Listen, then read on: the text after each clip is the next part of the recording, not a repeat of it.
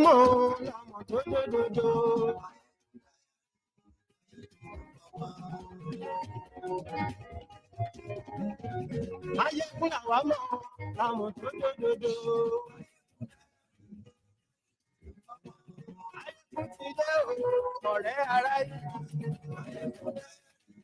morning to you, good afternoon to you, and good evening to you. From wherever you are joining us tonight, it is Mayegun Live.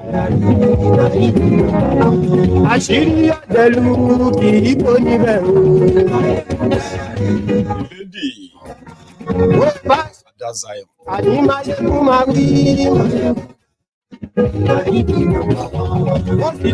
one of you joining us, please take your time, read the caption of the broadcast, the description of the broadcast, share it, like it, invite your friends, invite your not so friendly friends, and tell them that Mayegun today.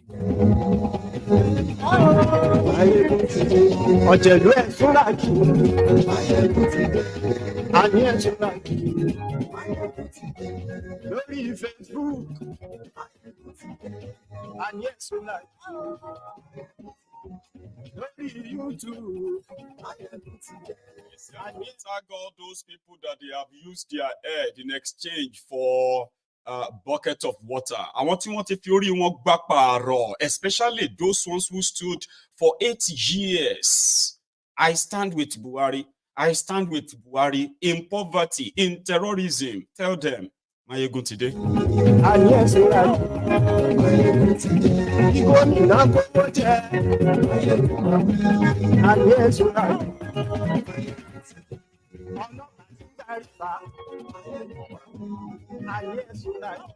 All the recovered loots under Buhari, Mumumadu Buhari, were all returned to the looters. The man investigating them got suspended, arrested, and tried for forgery. And the thieves laughed. They laughed loud. Thank you, Motide. And it is also Sunday, so I can easily just say happy Sunday to you. Happy Sunday to all of you. Depends on the time you are joining. It doesn't really matter. So thank you so much for joining me. Ladies and gentlemen, it's going to be another storytelling time. Because sometimes we need to tell it as a story, because all that the Nigerians have been subjected to in the last 9 years of APC, Al-Qaeda People's Congress, Akpayan People's Congress, or Akpanijaye People's Congress, in the last 9 years has been that of terror. They are subjected the people in Nigeria and the people outside Nigeria as well. Like, if you have any connection to Nigeria, don't tell yourself the lie. Yeah, some of you probably managed to survive them, but the last 9 years has been hell. They have monetized every problem facing Nigerians, most of them created by them. In 2015, strange bedfellows came together with the promise and pledges that they were going to save Nigeria through what they called change. A man who never really built anything, a man who has never really worked in his life, per se, was appointed to lead the team of those who were to rescue Nigeria. They said, oh, he's a frugal man. He's somebody who doesn't like money. He didn't steal money, but money kept missing. That was the time he was their president, though. The moment Buhari becomes their president, the promise was that all the thieves in Nigeria were going to run away or end up in jail. That was the promise. But a lot of us who knew very much. We know these guys. There is no amount of whitewashing, alagba force that they are going to hire that's going to make these guys clean from the, from the rot they have actually caused Nigeria. So how can people who destroyed Nigeria, enjoying the proceed of that destruction, suddenly have a change of mind? They want to change Nigeria. It was a scam. People found out later. The man, the Maja that was supposed to be capturing, arresting thieves who looted Nigeria money to buy themselves properties abroad or hid the money somewhere abroad. The man that was supposed to use his anti-corruption lies, not only to stop stealing, but to recover all the stolen money from Nigeria and ensure that those who stole money from Nigeria are jailed. How could you do that? Or how was he going to do that? When they used the stolen money to sponsor his elections, when thieves who looted their different estates at different times were those who were funding his election and posturing the moral picture of Buhari and Pastor Ruga. Buhari was going to fight terrorism and corruption physically. Pastor Ruga was going to fight the terrorism and corruption spiritually. By the time the both of them were done, even Adeboye came and said, Nigeria problem is spiritual. Economy, insecurity, corruption, killings here and there. Adeboye had to come out and diagnose it as a spiritual after the tenure of the man that was supposed to defeat all principalities, all problems, spiritually. In case if you have forgotten, they made a poster for that. They dressed Buhari in army uniform and Pastor Ruga in pastor uniform. They were two that will combat Nigeria problems. People didn't know. They have just brought in the Nigeria problems. APC, Egbekegbe, they looted Nigeria. That some of the stories, if you hear them, if you hear the ridiculous amount of money they stole from Nigeria, when you hear the story, they are going to sound unbelievable. Is that possible? That's unbelievable. Under APC, listen, where they said Nigeria was under corruption, very corrupt, and uncorrupted criminals were to take over. Nigeria was losing 50,000 barrels of crude oil to oil thieves every day. Immediately, these criminals took over. The stealing of crude oil didn't stop. It just got upgraded. Nigeria started losing over 700,000 barrels of crude oil every day. 21 million barrels of crude oil every month. Hi. And we did a calculation, plus or minus, Nigeria lost over $300 billion if the stolen crude oil from Nigeria were to be sold at the market value and the money given to Nigeria. Nigeria will have over $300 billion in 8 years of Buhari. That was how much money that was stolen. To deceive the people they were still going to destroy, the people they eventually destroyed, right? To deceive them, Buhari appointed a special investigator to retrieve all the stolen money by the people by the PDP, the people destroying people of Nigeria. And that sounded like it was great. So the guy went to work. Sharply, it didn't take time before he started finding money. The money made from stolen crude oil, where it was kept. Others who used theirs to procure unneeded automobiles, latest bulletproof vehicles. In like 60 bulletproof vehicles were recovered from just one single individual. Billions of dollars, millions of dollars stolen. How, where they went? Who stole them? Only for the guy to be suspended. And why? Let me give you an instances of how say I have been exposing that on this platform. But so many of you during that time, you heard me.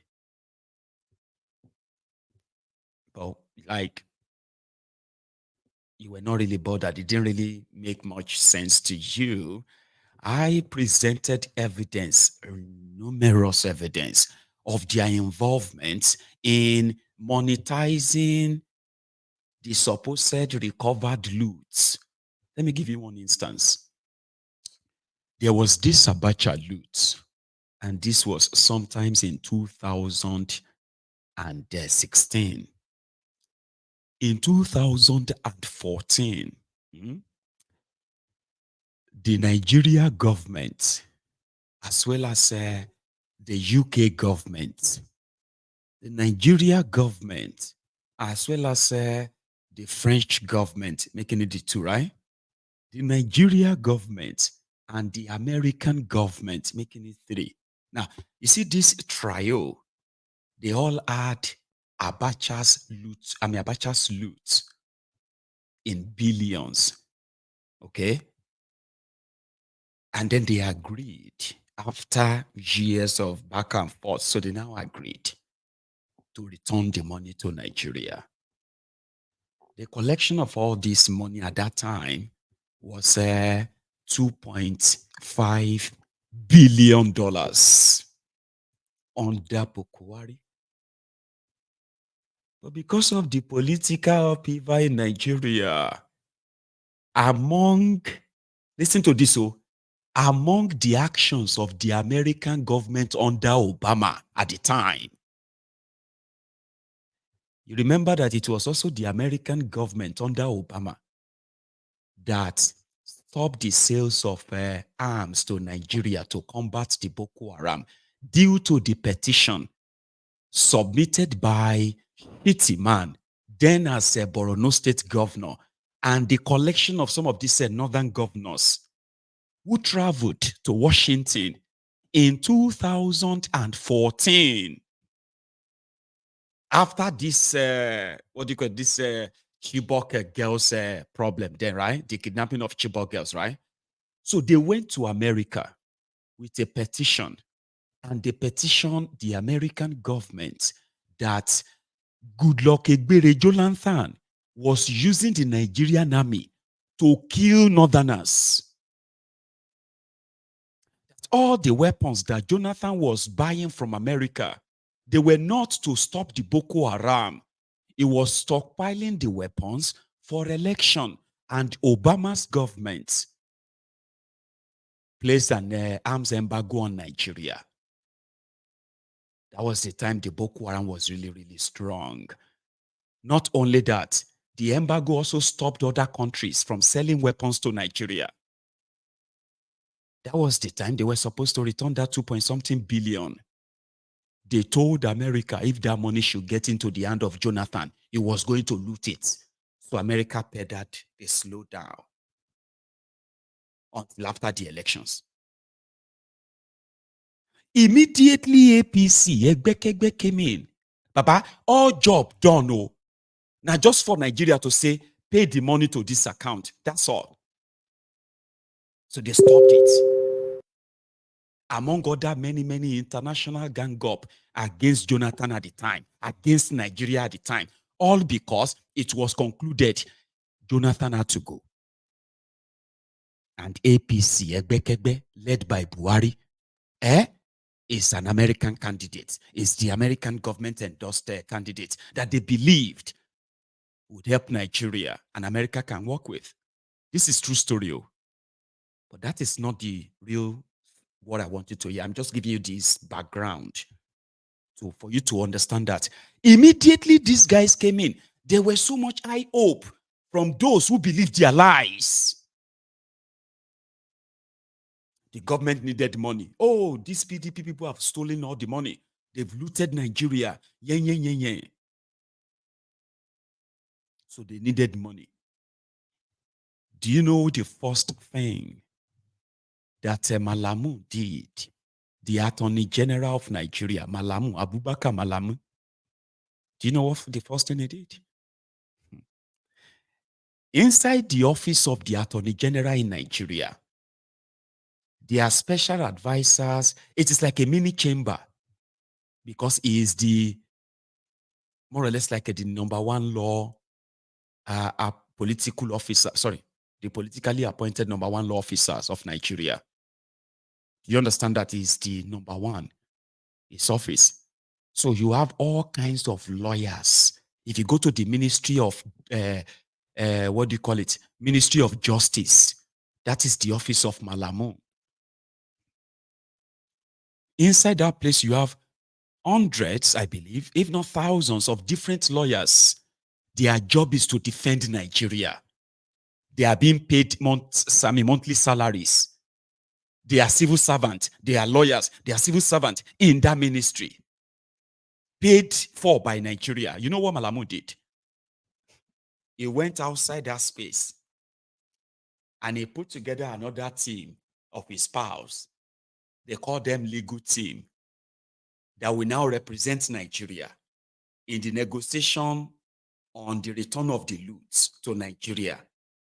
And because they are privately hired by Nigeria, they are considered to be, like they are those who are coming to renegotiate. They are not negotiating anything. Everything was done. Now just for your lawyers, Nigeria, to sign and then sign and say the money has been paid to Nigeria, released. That's all. Malamu now made it look like they are just putting together a team that is helping to recover Nigeria loot. And this is the loot they have found. They will collect percentage. Therefore, when they return Abacha loot to Nigeria, Malamu was always there and his guys collecting 18%. Any money where they return to Nigeria, Malamu will collect 18%. Tell me how much was 18% of 2.5 billion? Under Buhari, the stolen money of Abacha returned to Nigeria was over $5 billion. Yes, you heard me right. In the 8 years of Buhari, over $5 billion of Abacha loot was returned to Nigeria. Right? That's just for first part. I mean, that's like the part one. You can go do the math. What is the 18% of $5 billion? That's how much Malamu made. On the side, the other part is that the man hired by Buhari to go and look for stolen money. He found stolen money. But instead of Nigeria to now go after the stolen money, Malamu just started cutting them deal. When the guy's wahala was too much, Malamu pushed that he must be suspended. In fact, there is a forgery allegation against him. ICPC must pick him up. That was how person where they discover thieves became somebody accused of being a thief too. And all of the returned loot from those people, they were returned back to those who stole the money. No wonder every time you ask them, what have you done with the returned loot, recovered loot from the looters? They will tell you it has been paid into the federation account. The money has been used for construction. Okay, now tell us, which of your road construction or any projects, the ones you borrowed money to start, the one that you are indebted to China, indebted to Saudi, indebted to almost everybody on earth. So which one did you build with recovered loot? Recover loot. That's what this guy said in one of these trending interview on Talking Point, I believe. Shewan Kimbaloye. Very interesting, right? Let's go there. And I will show you. Let's start with this. How bad is corruption in the Nigerian government or in the Nigerian system? Some of the things I recovered were returned back to, the people will recover those things from. For instance, there was this case of somebody will recover 80 S-Class Mercedes-Benz car, brand new, houses, farms, motorcycles, and so forth. In a house in Jabi, under information, we got intelligence, and we went there, we saw all those things. I wrote to the customs, the DG of customs, do these people pay custom duties on these vehicles? 80 brand new S-Class, armored plated. The CG of customs said no, they didn't pay. I wrote to Federal Inland Revenue Service. These people pay tax. If you are importing, if you have this kind of vehicles, if you have money to buy this kind of vehicles, they should pay enormous tax to the Nigerian government. They say no, they don't have any record of them paying tax.